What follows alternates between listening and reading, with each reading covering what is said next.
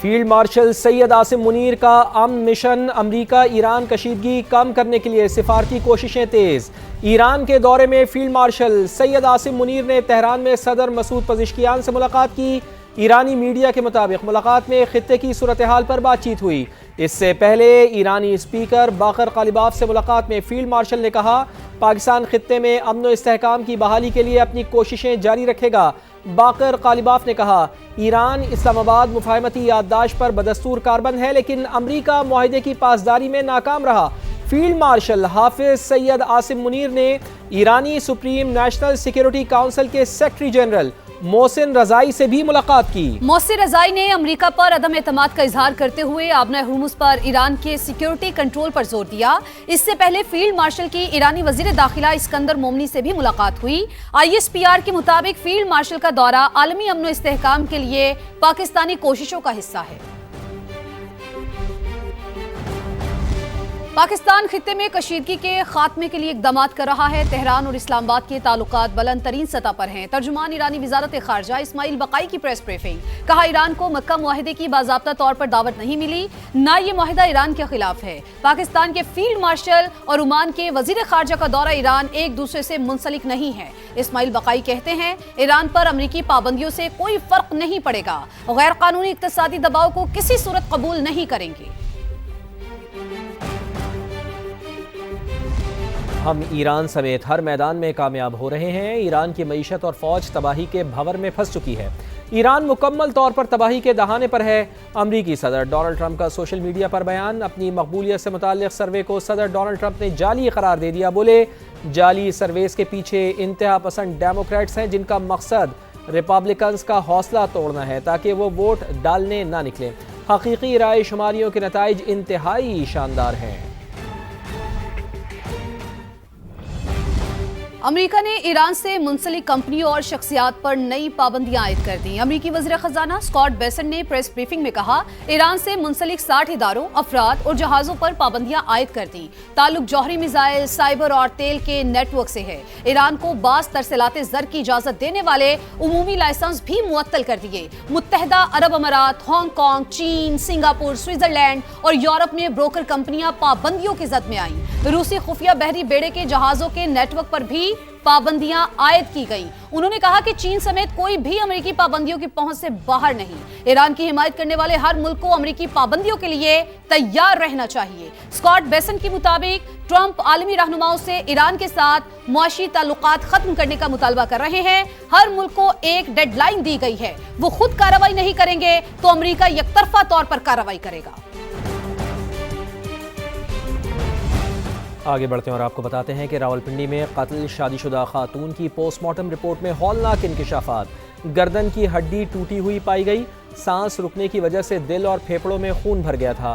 Case کی تحقیقات کا دائرہ وسیع کر دیا گیا ہے۔ RPO کہتے ہیں کہ ملزمان نے واقعے کو خودکشی کا رنگ دینے کی کوشش کی۔ کچھ چیزیں ابھی پبلک نہیں کی جا سکتی۔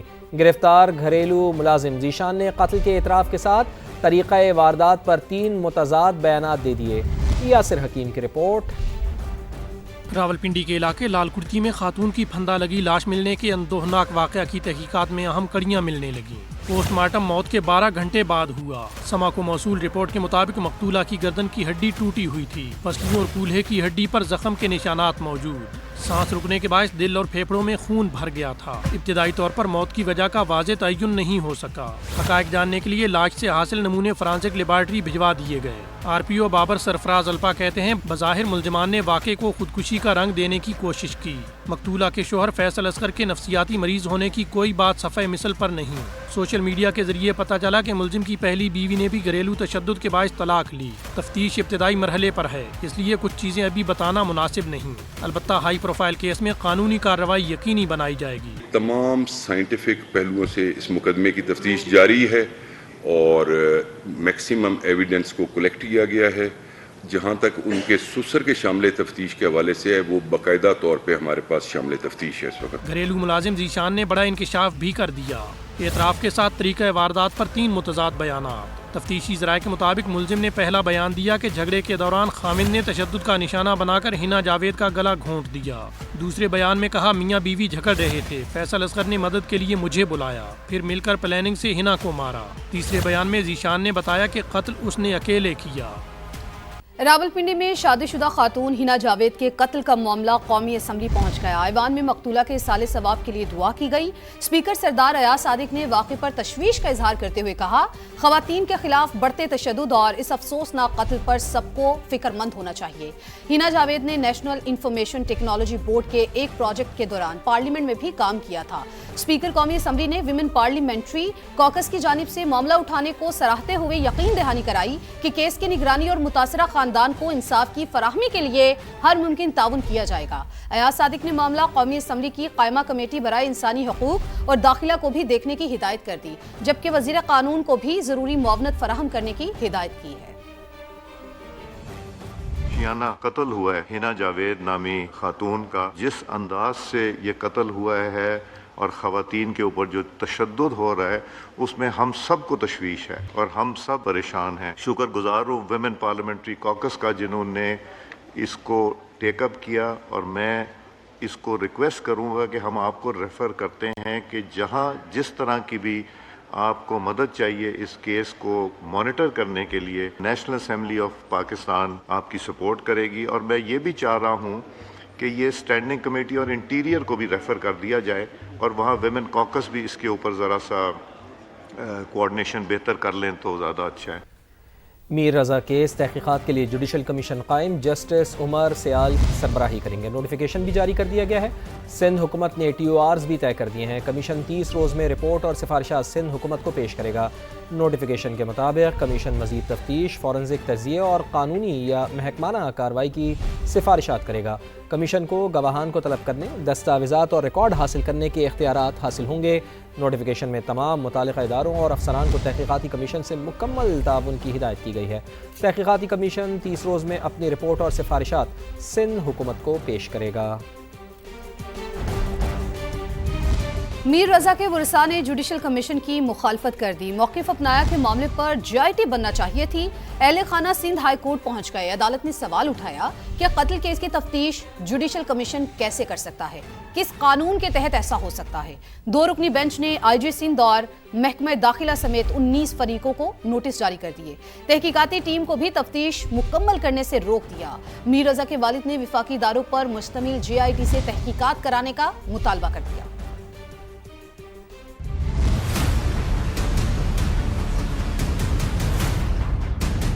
قتل کیس کی تفتیش جوڈیشل کمیشن کیسے کر سکتا ہے، کس قانون کے تحت ایسا ہو سکتا ہے، بتایا جائے کہ جوڈیشل کمیشن کے ٹی او آرز کیا ہیں۔ سندھ ہائی کورٹ کے 2 رکنی بینچ نے سوالات اٹھا دیے۔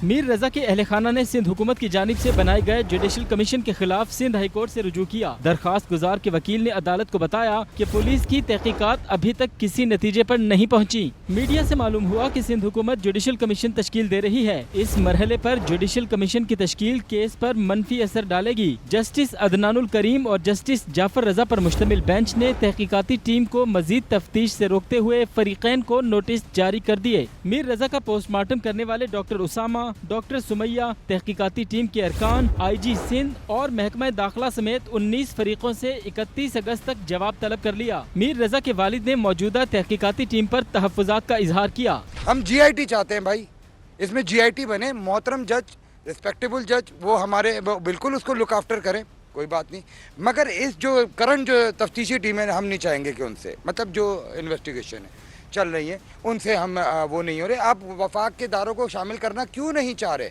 میر رضا کے والد کا کہنا تھا سندھ حکومت پر 2 بار بھروسہ کیا، اب وہ ہم پر بھروسہ کریں، ہماری بھی سنیں اور جے آئی ٹی بنائیں۔